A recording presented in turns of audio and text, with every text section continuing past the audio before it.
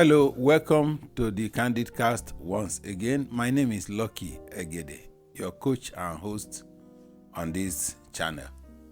We started last week with our discussion on the new series we have tagged Connections and Networking. In this series, we are trying to explain relationships and its place in human life. And in the introductory episode, I have mentioned that relationship is everything. There is nothing a man can become that is not derived from relationship. From the first birth you had when you were born till you will be buried, you didn't give yourself the first birth, you are not going to bury yourself when you die, and everything in between stems from what other people will do for you, and you live for what you will do for other people. In life, we are here to serve and see what we can do for people. So we must belong to relationships to thrive. Everything we will accomplish is within it. I said also that it's relationship that provides social and emotional support. Sometimes when you feel down, you need people around you. It is from them you derive your high, your restoration. And if you don't have them, you see people go into depression because they are left to themselves. So relationship gives us a sense of belonging. It helps to promote growth and enhance our productivity. I've said that again and again, that there is nothing we can become. You can't produce anything and be the producer and be the consumer and have all your raw materials all produced by you. No, you must go along with other people. That's the only way forward. And until we relate, we cannot become anything. Today, we'll go into more details on the subject of relationships, connection to other people. Let's get to understand what relationship actually is, the space of our lives where we need these relationships. It ranges from personal to social to career circles. There is no aspect of our life, like I've mentioned, where relationship will not come into play. What do we understand as relationship? This is the same as connection. When we are talking about relationship, we are talking about connection. People talk about who you know is better than what you know. You may know so much, but if you know nobody, all your knowledge will be wasted in one corner. But it is when you connect to other people that people will get to know, oh, you know so much. And there is in that relationship that you have opportunity to deploy and display what you know for the benefit of others. All that you know, until it is deployed for the benefit of others, it goes nowhere. So relationship, I have said, is the same as connection, is the same as association between two or more people. It can be based on various factors. Emotional bonds can bring people together. Shared experiences can bind people together. Common interests, mutual respect. So there is always something that will bring people together to kickstart a relationship. It can start from anywhere, it can start anyhow. So we meet people every day, and a person who will have many friends, the Bible says, must himself be friendly. So if you are going to have friends, you are going to thrive in relationship, you must contribute to it and be a builder of relationships. Until you are building relationships, you will find it difficult to connect with other people. So where will relationships start from? Just anywhere. I've heard the story of a lady that, normally people meet strangers at the bus stop. Somebody will step on the feet of another, and it will spark off a fight depending on who is stepped upon. But this lady received it as an accident. Nobody left his house with an intention of stepping on you. The man was curious. This is a strange response. He just stepped on somebody accidentally, and the person did not react violently or show any depth of anger. They got into conversation because two of them missed the bus, and that brought them into a relationship that eventually led to marriage. They were sharing testimony of how they met, and said they met at the bus stop. This was exactly what played out at the bus stop, and that was how they became life partners. By contrast, on the other hand, there was another lady that was engaged to a fiancé to get married.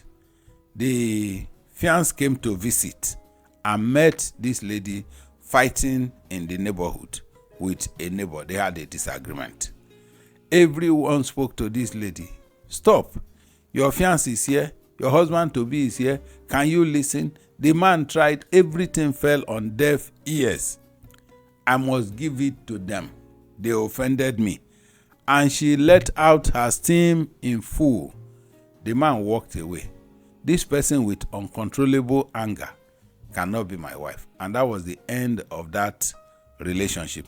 So relationship can start anywhere. It can break anywhere. It can break anyhow. That's why I said anyone who will have many friends must himself be friendly. If you have that depth of anger that you cannot control, it will be very difficult for you to maintain a relationship. So what are the types of relationships that we find ourselves in? From day to day, we start from family relationship. That is the first relationship, because family is the smallest unit of society, and it's a place where relating to one another is learned. You have people, there is hierarchy in family. You have father, you have mother, you have siblings, you have people, cousins, people who are younger than you and people who are older than you. They are all within the family, and you must relate with all of them compulsorily. You did not appoint yourself a member of the family. You were just born there. You did not choose the parents that you will have. It's all by accident of birth that you became a member of the family, and you must relate inside that family if you will ever relate anywhere else.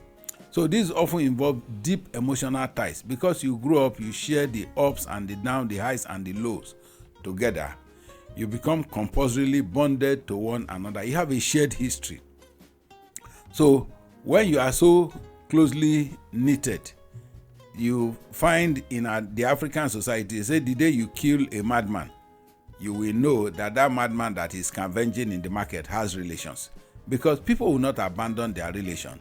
Even if he's mad, no matter what happens, your family members are your family members.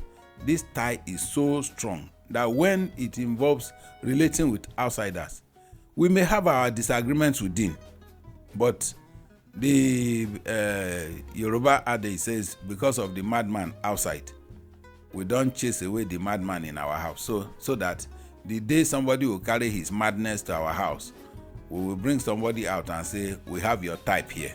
So there is always a time when somebody in the family will be useful in one form or the other. That person that is so stubborn that doesn't agree. One day you will meet somebody outside who doesn't agree, who wants to come and fight in the family.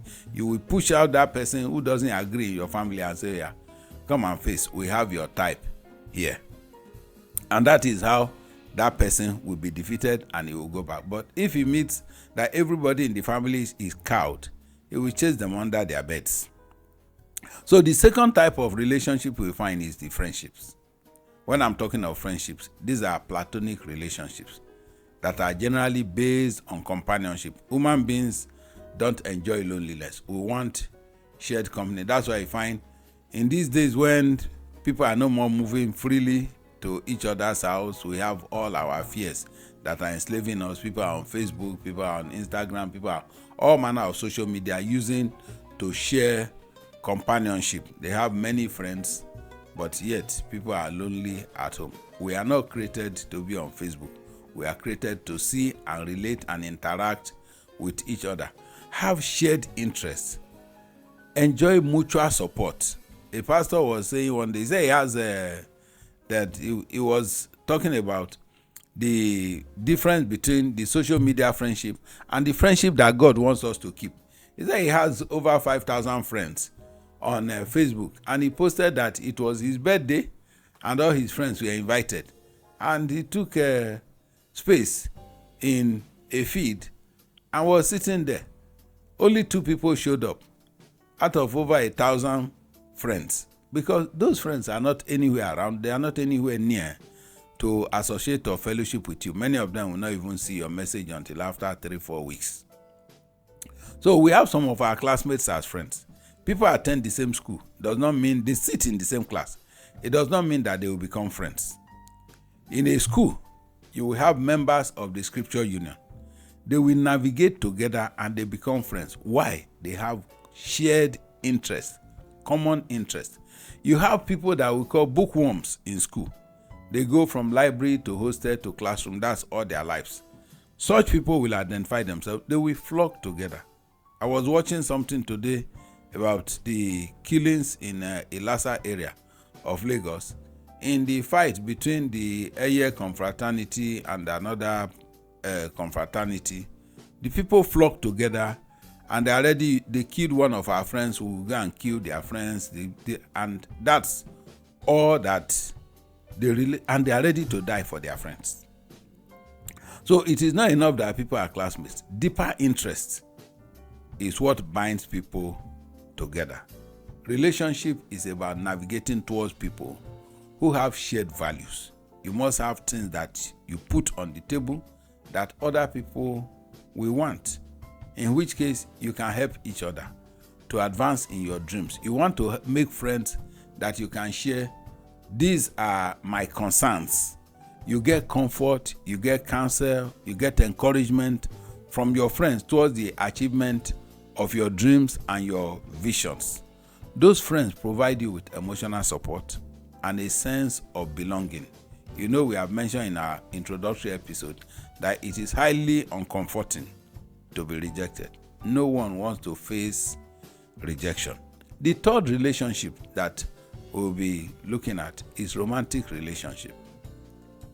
This is where marriage comes in. It involves emotional and physical intimacy between partners. In this type of relationship, I said it includes love, attraction, commitment, sometimes lifelong commitment in this relationship. It is not to be entered lightly.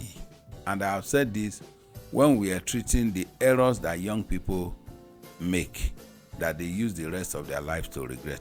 So romantic relationships are not relationships you just jump into. So lots of patience is required before, during, and after you have entered into the relationship. So we are often driven into this romantic relationship by feeling of loneliness. I don't want to be alone anymore. Because of that, you hop into the arms of a strange bedfellow that does not share your vision, does not share your dream, let alone emptiness. Some people feel empty. Oh, I don't feel complete. That sense of incompleteness. Or a desire to quickly join all my mates. All my mates are married. These are all wrong reasons to jump into romantic relationship. And it leads often to heartbreak and regrets. It does not have to be marrying because my mates are married. No. Marrying because I'm lonely. Marrying because I feel incomplete. No. These are very wrong reasons to enter into romantic relationship. One of the hard lessons is that when you make a choice based on your limited perspective rather than a larger picture, an understanding of the importance of what you are going into, when the full picture is emerged and you have seen it, then you didn't wait to get all the information. You will live to regret it. So I don't wish that anyone will spend entire life regretting, particularly in our environment in Africa. Do you hear the other continents will tell you that 50% of marriages end in divorce? The African marriages often do not end in divorce. Not because they got it right, but because culturally we are designed by culture to die inside. People go into a relationship where there is violence, and you will not admit the violence until you hear one person is dead. And there's, oh, why? He should have quit. If that person told you he wanted to quit because of violence, you will advise him to stay. It's only when he's dead that they will tell you he should have quit. We need to understand that even when divorce happens, if you're able to divorce, it is not without the associated injuries. and pains of disconnection. You have built yourselves together, you have knitted yourself together. So why go into it in the first place? You need to get an understanding of it before you are inside it and looking for how to escape. Escape can never be without a cause. So there is scarcely any challenge you will face in marriage that did not show itself in courtship. That's the truth. We ignore these warning signs when we are infatuated and we push on, thinking that somebody will change. Human beings don't change. So for a young man, for instance, a woman that won't hear your opinion or be subjected to it before you get married will not become subjected to it because you have been married for 10 years. So once you hand over your sovereignty, it is handed over for life. You'll be required to do it again and again and again. You play second fiddle in that home until you die. So, and for the ladies, say you meet a man who is after you because you have money, you have a good job. That person will respect you until he gets a good job. So if all that he wants from you is your money and your good job, take to your heels. There must be more value. Anyone who has no value to add to you does not belong to your space. So the person must be bringing something to the table. What value are you bringing into my life? So to keep you from making a mistake that can negatively impact the rest of your life, you must ask the right questions. You must be curious, you must be inquisitive, you must be hungry for more information and be able to put all the pieces of puzzles together. Always ask and wait for answers. Until you get answers, it is dangerous to just dive in. Sift through the surface, because that's where you have the highest level of pretense. People want to get, they say men are destination driven. So they want to get what they want to get. And it is as soon as they get it, your value is gone. So make sure you wait, sift through the surface impressions of what you see and hear, and you will soon see clearer picture emerging. Then you are in a position to make an informed decision whether this is where you want to be or you actually want to escape. Don't go into romantic relationship without envisioning the value you will add to the life of your partner. And people who go with only what they stand to get, what will I receive, without thinking of what they will add, they are selfish people that will become a sorrow of a lifetime for themselves and their partners. Always seek to add value and don't relate to somebody who has no value to add to you. Now we'll talk about the fourth type of relationship is professional relationships. These are connections formed in a work environment. You meet people, you work with people, you have colleagues. Some are higher than you, some are below. Some even clients. You meet some as clients, suppliers, various ways that you come together along career path. These relationships are based on collaboration or mutual career goals. Just like I mentioned when I was talking about school relationships, the classmates, it is not every colleague that you work with that will become your friend. There must be something to connect you beyond the work for you to become friends. You can work in an office with somebody for 5-10 years and you don't know each other's house, you don't become friends. But when you have values beyond the work that you are adding to each other, you become friends. But for the purpose of the work, you develop a relationship, because until we interact with each other, we cannot advance the work. We become a team. Whether we like the next person or don't like the next person, you must work together. You must have that relationship. If there will be career advancement, if there will be goal achievement, if there will be things to attain, you must be inside it. Number 5, there is what we call casual acquaintances. You meet people every day. Superficial connection, you just say, oh, your name. And then you see after a while, you say, I've seen you before. We met somewhere. And you say, okay, yes, it was at so-and-so meeting that we met. And it ends at that. You don't know more about the person. You don't know the character. That's just an acquaintance. You find some people say, "Oh, I know the president." You say, "Does the president know you?" You just shook hand. You went to visit the president along with some other people, and he shook hand with you. You take picture. That's not your friend. That does not make you friend of the president. Number 6, community relationships. You see, we live in communities. We connect with people in our local community. We form social groups. These are based on shared interests, particularly in our own environment in Nigeria. You need so much of those shared interests. It is not like those places where you don't need to know your neighbor, everybody is on their own. Here you will know your neighbor, because we come together to discuss our common security.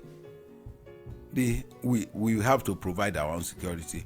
We come together to discuss our street light, the drainages. If we are not going to allow flood into our houses, we must come together to discuss how to drain our environment. The place is getting too dark in the night. How do we provide street lightings?